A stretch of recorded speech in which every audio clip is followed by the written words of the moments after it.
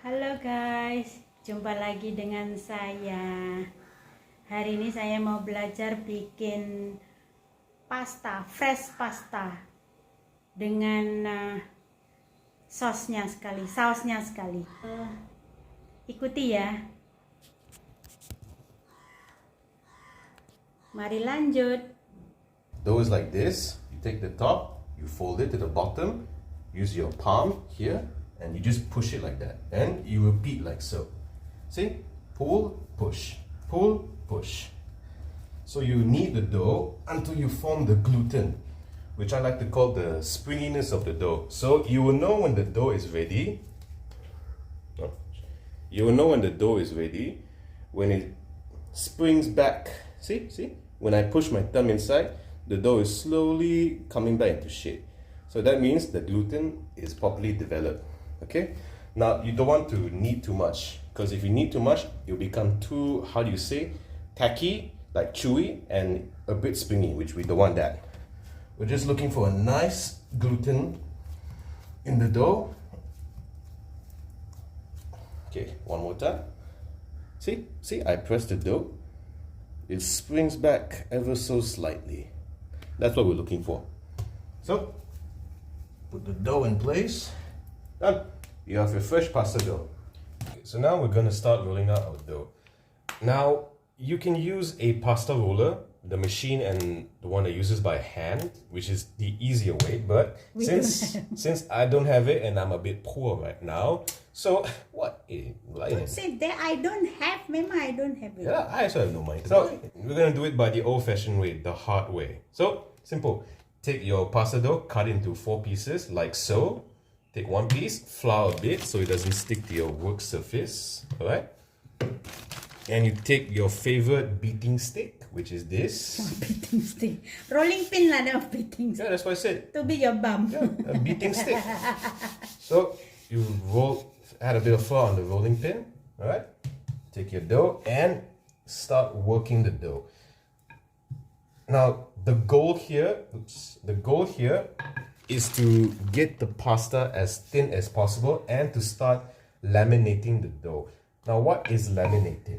Well, laminating is basically folding the pasta.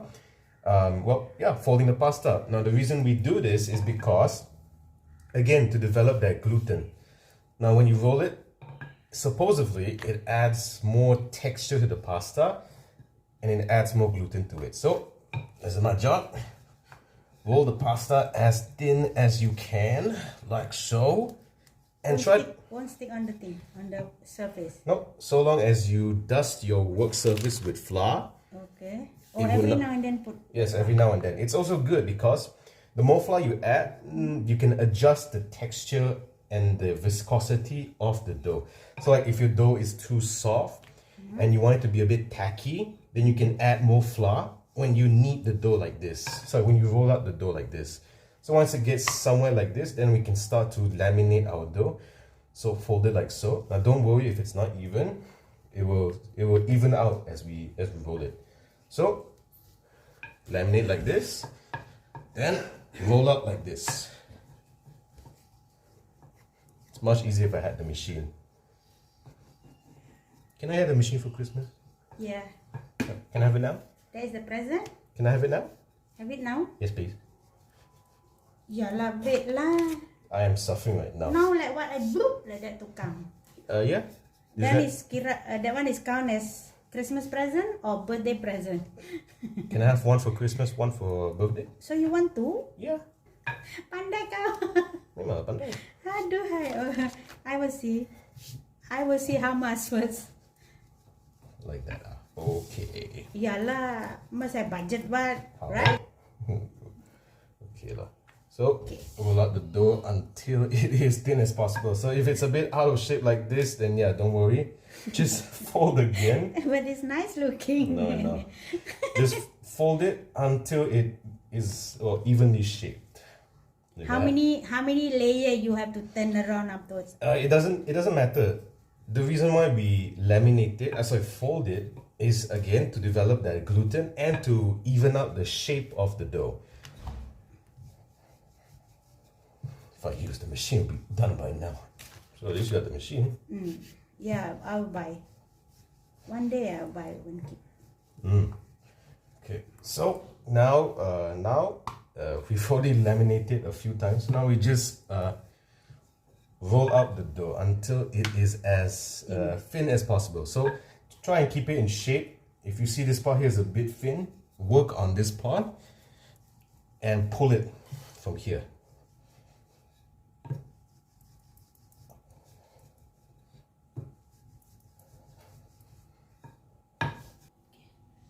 Right, so I've managed to roll the dough as thin as I can. So the correct way of rolling out pasta dough is if you take out the pasta dough.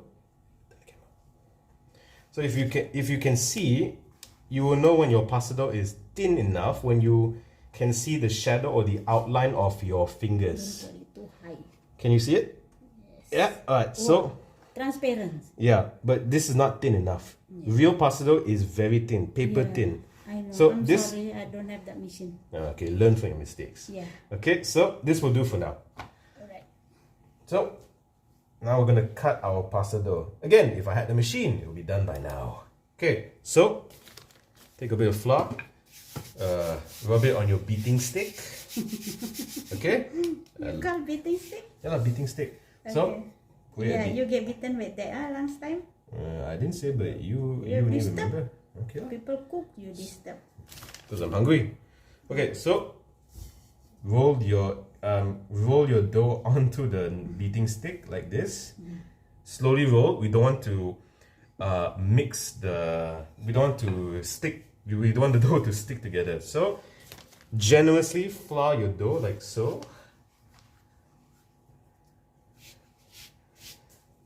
Not too much flour, is it? No, you can never have too much of flour in your pasta.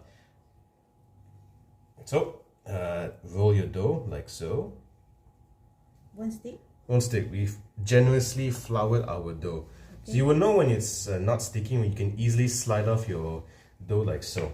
Oh, right? okay. So, now we're going to cut our pasta. So for that, I'm switching over to this. It's much easier. That side, darling. That side? Yes. Yeah. Okay. Because you not yet finished another one? Yes, chef.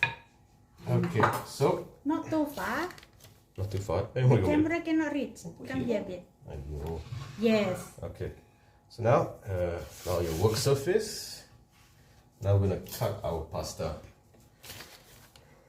Bit of flour here as well. You can never have too much of flour; it doesn't stick as well. Okay, so to cut your pasta, it is very simple. So if you want your pasta to be thick or thin, this is how you can do it. One of the advantages of making fresh pasta, you can decide how thin or thick you want your pasta to be. So for me, I like it semi thick or thin. So make sure your knife is super sharp, razor sharp. Then you cut your pasta, but we don't want to cut like this, the slicing motion. We just want to go it down and cut the pasta. And the reason why, I'll show you in a moment.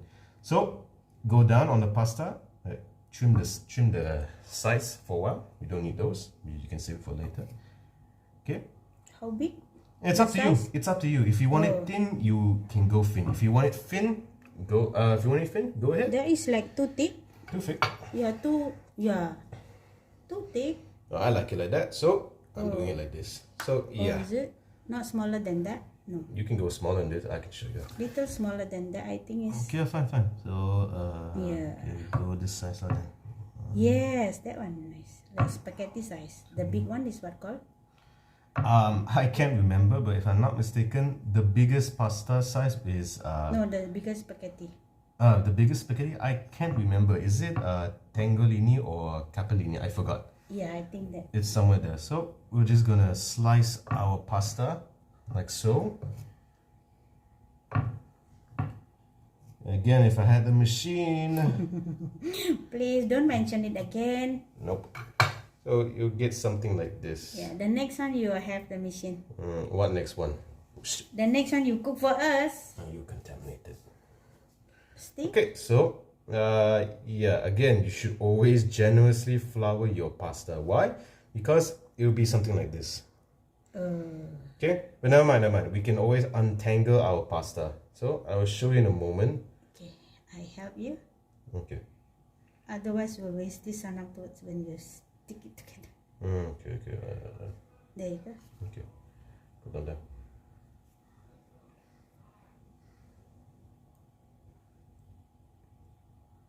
Yeah. Is it Christmas yet? Christmas still long time, huh? I will buy present for you before Christmas. It's okay. If you want it that. Okay. Now here you go. Fresh pasta. The hard way. The hard way. Don't lie like that. Yeah, if you had the machine, it would be faster. But this is what people did when they had technology. You must teach the people that don't have the machine. This is how the way. No, right? this is the 20th century. Everything must be done by machine. Yeah, but now Everything. it's not everybody So fresh can buy pasta. the machine.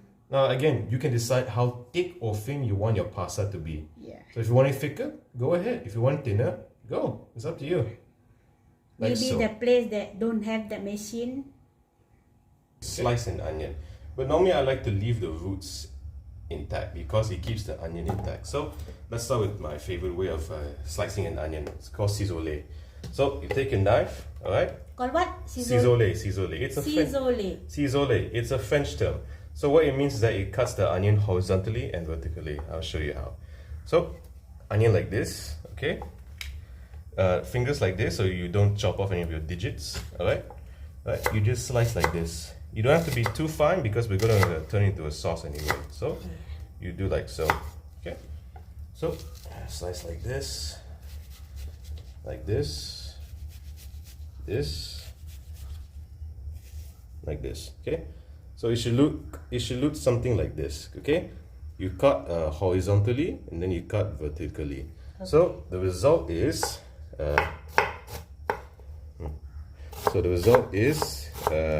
semi fine onions like this. Okay. So if I had the time and the patience, this thing will look very small and even. It's a classic way. So you just slice your onions like so until you cannot slice anymore. Okay, so once it's done, you flip the onion over like this. Okay, then you just slice off the parts that you can use them. This is home cooking, so you don't have to be so fancy, yes. Okay. So as long as the food tastes good and you like it, and yeah, job done. Yeah. So That's me. do like this. Slice as much as you can off. Okay.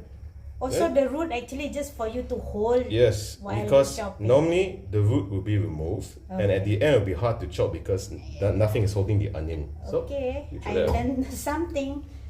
I always clean everything. Yeah. Then when want to chop, it's a bit difficult to handle. Okay. So then there's another way of doing it. Now this one we don't need the root. Throw that away. So take the onion like this, alright? 3 fingers, then you just chop like that. Now there's a lot of ways to chop. So there's slicing and then just like that. Chopping like this. But to be safe, alright? You just do the slicing motion like this. So slice. Like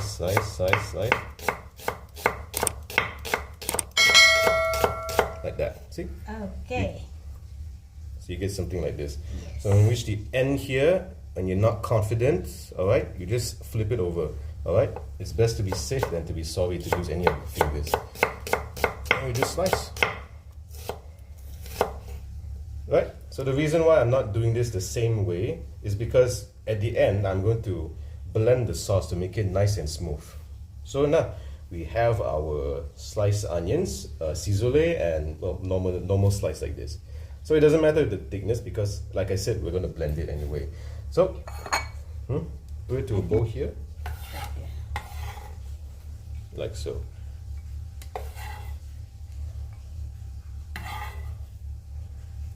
Like so. And always keep your cutting board clean, no matter what. When you're working in a kitchen, But my floor not clean now. let's just pretend this is a kitchen. Oh, pretend that is your kitchen. Okay. Pretend. Make sure your station is clean. Alright. Right. Okay. And now we move on to the Every garlic. one thing you chop, you have to clean the chopping board? Yes, and Oh. not necessarily. Just make sure that your station is always clean. Clean. Alright. Okay. So okay, now we're going to start with the garlic. So Thank you for that. Aha, yeah. Okay. So simple way of chopping garlic. All you need to do is give them a crack, and you have them squished like this. So it's a bit easier if you stack them up like this, like so. Okay. Good. And then, like earlier on, 3 fingers, hold like this, hold like this. All right. Then you just slice them.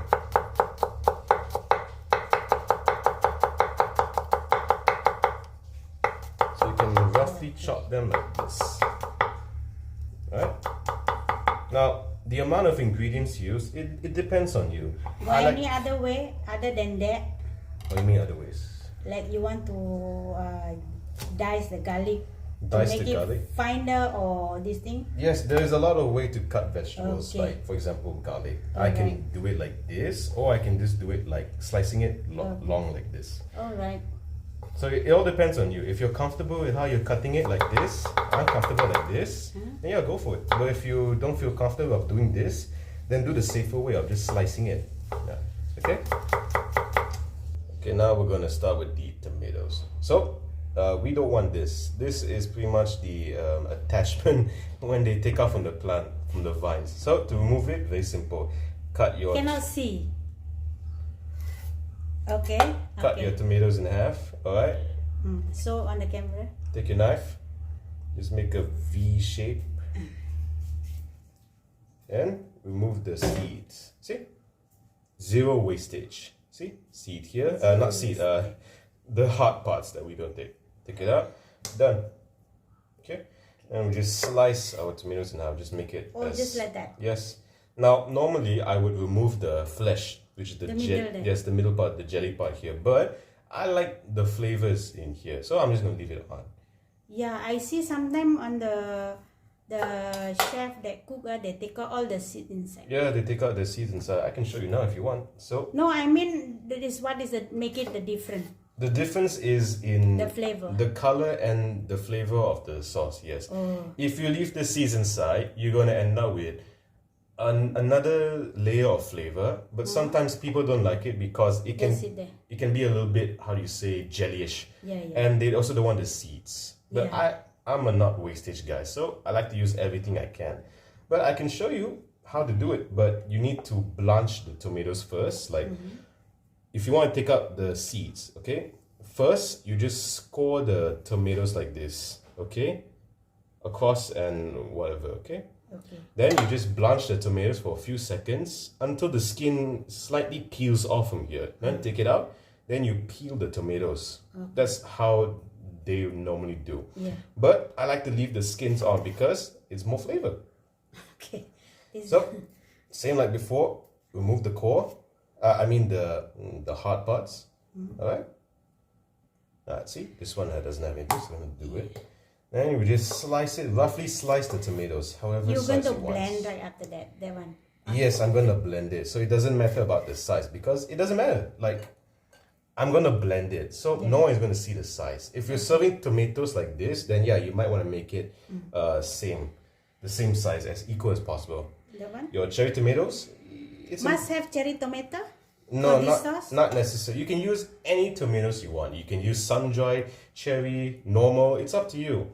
I just like the flavor of it. So if just say you don't have, but you want to make fast food, like fast, very fast, whatever you got at home. You don't have cherry tomato. You only have the big tomato, normal tomato. Is it?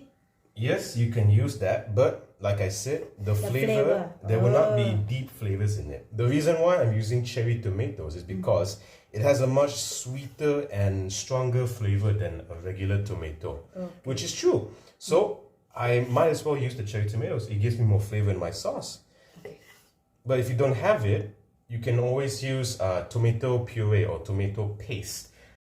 Okay guys, the class continue to the next video, yeah.